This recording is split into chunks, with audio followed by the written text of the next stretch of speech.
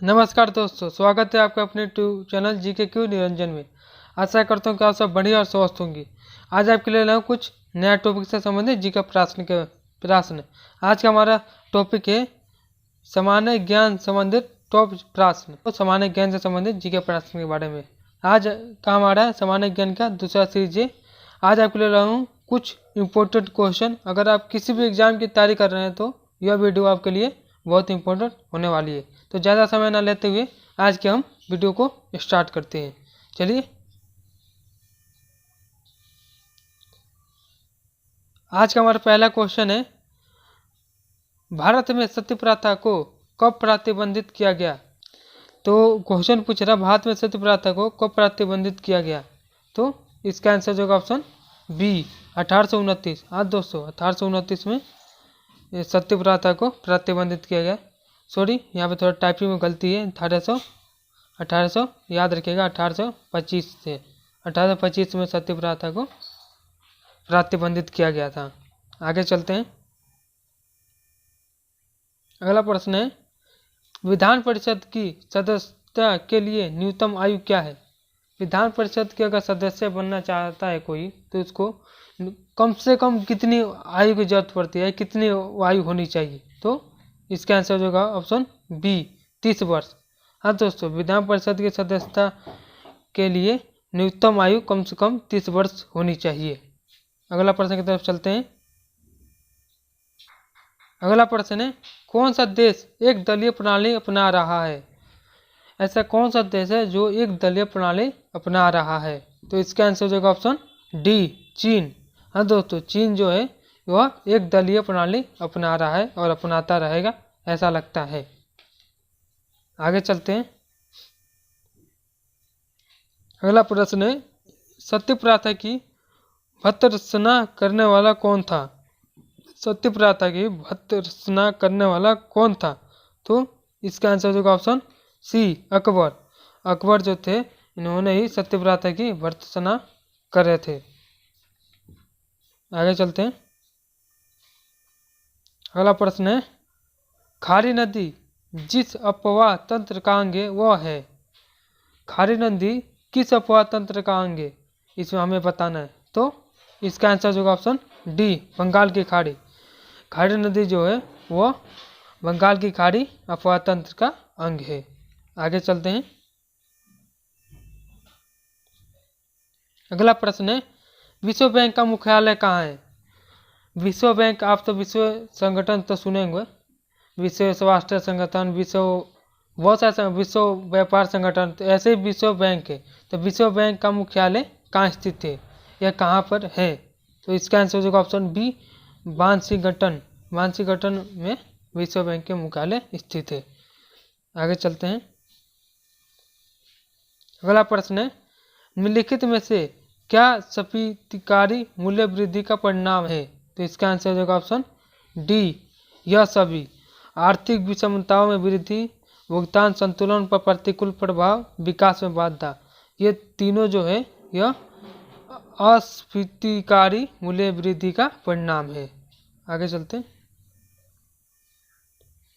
अगला प्रश्न है, भारत में कौन सी शताब्दी में भक्ति आंदोलन की शुरुआत हुई। भारत में ऐसा कौन सा सन था या कौन सी शताब्दी थी, सेंचुरी थी, जिसमें भक्ति आंदोलन की शुरुआत हुई। तो इसका आंसर होगा ऑप्शन ए 6ठी शताब्दी। हाँ दोस्तों, 6ठी शताब्दी में भक्ति आंदोलन की शुरुआत हुई थी। आगे चलते हैं। अगला क्वेश्चन है, क्षेत्रफल की दृष्टि से राजस्थान का सबसे बड़ा जिला है। जो क्षेत्रफल की दृष्टि से राजस्थान जो है, जो हमारे देश का एक राज्य है, इसकी सबसे बड़ा जिला कौन सा है जो क्षेत्रफल की दृष्टि से सबसे बड़ा है। तो इसका आंसर होगा ऑप्शन सी जैसलमेर। जैसलमेर जो जिला है यह राजस्थान में सबसे बड़ा जिला है क्षेत्रफल की दृष्टि से। आगे चलते हैं। अगला प्रश्न है, मुद्रास्फीति की अवधि में सबसे अधिक फायदा किसका होता है। देखिए, मुद्रास्फीति का मतलब होता है कि रुपये पैसों का कोई वैल्यू ना रह जाना। इस स्थिति को हम मुद्रास्फीति दर कहते हैं या मुद्रास्फीति कहते हैं। तो इसमें सबसे अधिक फायदा किसका होता है। तो इसका आंसर होगा ऑप्शन बी उद्यमी। हाँ दोस्तों, उद्यमी जो है उसका सबसे अधिक फायदा होता है मुद्रास्फीति के दौरान। अगले प्रश्न की तरफ चलते हैं। अगला प्रश्न है, अद्वैत वेदांत के प्राणवता प्रसिद्ध शिवाचार्य थे। मैं बताना अद्वैत वेदांत के प्राणवता जो प्रसिद्ध शिवाचार्य थे कौन थे? तो इसका आंसर हो जाएगा ऑप्शन बी, आदि शंकराचार्य। हाँ दोस्तों, आदि शंकराचार्य जो थे अद्वैत वेदांत के प्रणेता प्रसिद्ध शिवाचार्य माने जाते हैं। आगे चलते हैं। अगला प्रश्न है, दिए गए विकल्पों में से सही विकल्प का चयन करें। हमें कुछ विकल्प दिए गए, कुछ पॉइंट्स दिए गए, इसमें से हमें सही विकल्प का चयन करना है, यानी कि एक दूसरे से मिलाना है कौन सा किससे मिलेगा। तो यहाँ पे एक उदाहरण दे रखा है मिस्त्री, तो मिस्त्री को स्पैनर की जरूरत पड़ेगी तो स्पैनर लेगा। उसे बढ़ाई को क्या लेने की जरूरत पड़ेगी? बढ़ाई जो होते हैं लकड़ी का काम करने वाला को बढ़ाई कहा जाता है। तो उसको किस चीज़ जरूरत पड़ेगी? तो उसको पड़ेगी आड़ी। हाँ दोस्तों, जो आड़ी है इसकी जरूरत पड़ेगी, क्योंकि वो सबसे पहले आड़ी को ढूंढेगा, उसके बाद ये पेड़ लकड़ी जो भी फर्नीचर है ये सबको जुगाड़ करेगा। आगे चलते हैं। अगला प्रश्न है, निम्नलिखित में से कौन नदी बंगाल का शोक कहलाती है? हमें ये बताना है ऐसे कौन सी नदी है इनमें से जो बंगाल का शोक कहलाती है कहते हैं। तो इसका आंसर होगा ऑप्शन डी, दामोदर। हाँ दोस्तों, जो दामोदर नदी है यह बंगाल का शोक कहलाती है। अगला क्वेश्चन है,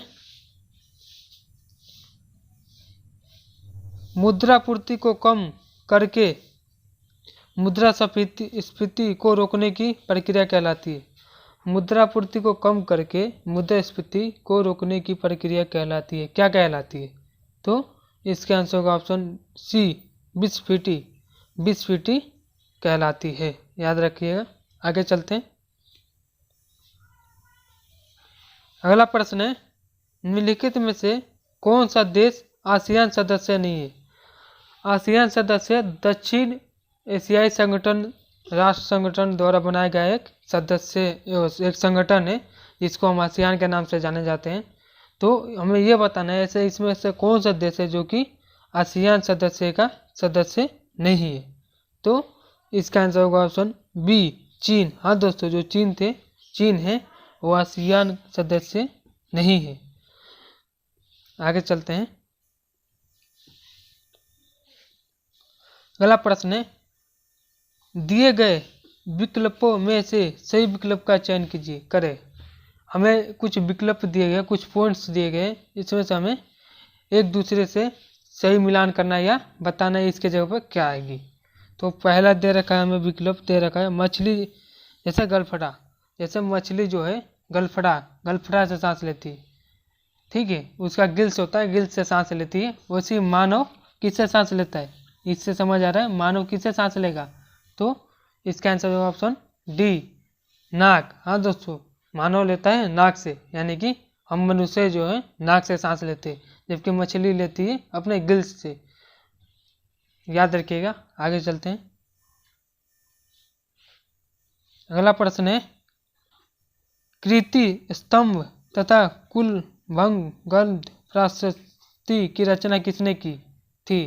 तो इसका आंसर होगा ऑप्शन ए, कवि महेश ने ही कृति स्तंभ तथा कुंभगंड प्राशस्त्य की रचना की थी। आगे चलते हैं।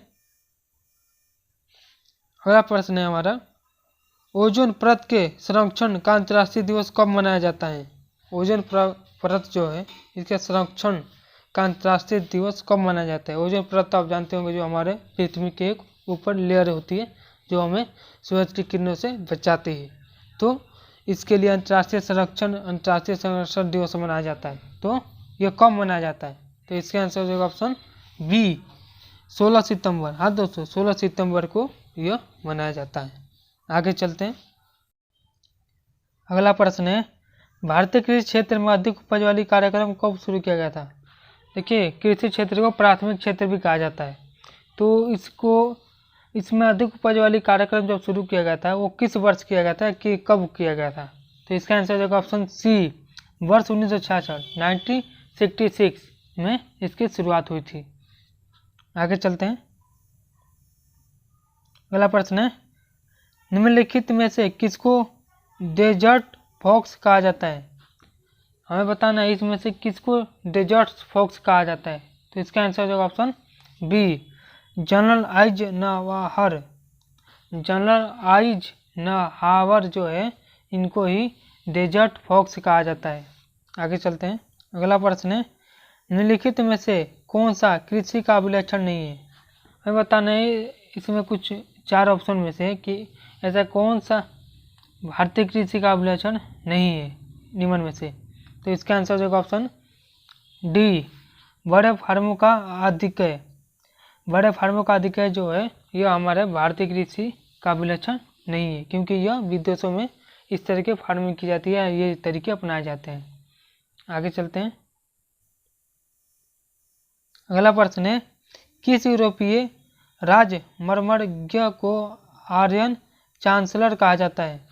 हमें बताना है ऐसा कौन से यूरोपीय थे जिनको राजमर्मज्ञ को आर्यन चांसलर कहा जाता है। तो इसका आंसर हो जाएगा option C, Otto von Bismarck. Otto von Bismarck को आर्यन चांसलर कहा जाता है। आगे चलते हैं।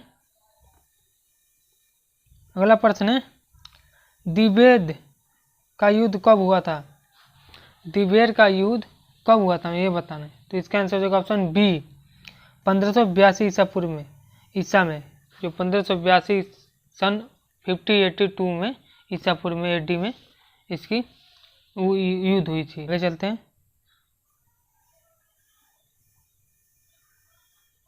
अगला प्रश्न है, निम्न में से कौन सा भारतीय बैंक में 1 लाख करोड़ रुपए के बाजार पूंजीकरण तक पहुंचने वाला पहला बैंक बना? हमें बताना है ऐसा कौन सा बैंक है, भारतीय बैंक, जो भारत में 1 लाख करोड़ रुपए के बाजार पूंजीकरण तक पहुंचने वाला पहला बैंक बन गया है या बना है। तो इसका आंसर हो जाएगा ऑप्शन ए, ICICI बैंक। अगला प्रश्न है, उस रोजगार की स्थिति को क्या कहते हैं जिसमें कृषि श्रमिकों की उत्पादकता शून्य होती है? हमें बताना है उस रोजगार की स्थिति को जिसमें जो कृषि श्रमिक होते हैं उनकी जो उत्पादकता होती है वो बिल्कुल शून्य हो जाती है। तो इसका आंसर हो जाएगा ऑप्शन डी, प्राचीन बेरोजगारी। हाँ दोस्तों, प्राचीन बेरोजगारी को वो स्थिति होता है जिसमें कृषि श्रमिकों की उत्पादकता बिल्कुल शून्य हो जाती है। तो आज के वीडियो हमारा यहीं पे समाप्त करते हैं। अगर आपको वीडियो पसंद आई है तो लाइक करें, शेयर करें और चैनल को सब्सक्राइब करें। मिलते हैं जब तक नेक्स्ट वीडियो में, तब तक के लिए जय हिंद,